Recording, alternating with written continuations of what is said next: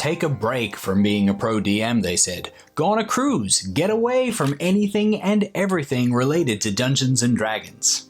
Little did they know, Dungeons and Dragons is everywhere. Well, that worked out. The base assumption for Dungeons and Dragons is that there aren't shops where you can buy magic items. But if there was a magic item or two in inventory, wouldn't they be watched over closely, and by what?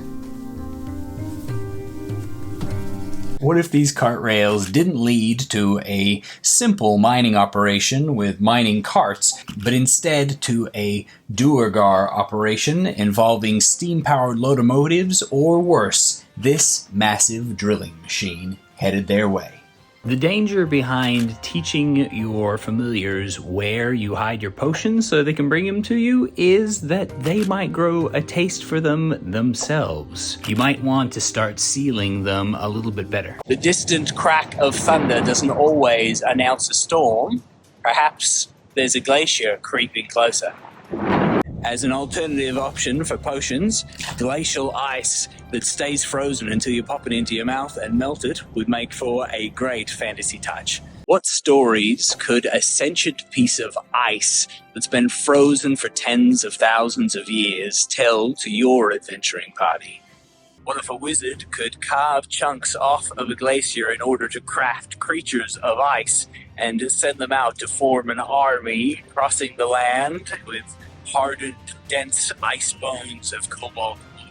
What if your adventurous swords were crafted from glacial ice, cobalt blue weapons that freeze and require some nice warm mittens to be able to wield in combat?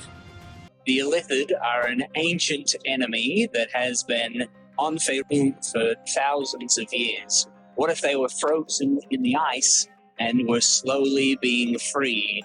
What kind of advancements might they have made while under there? Or what kind of frozen creatures might they pull into their thrall?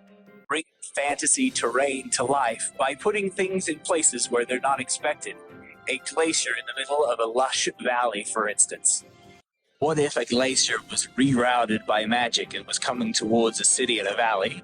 How would your adventurers stop the advance of this titanic beast of ice?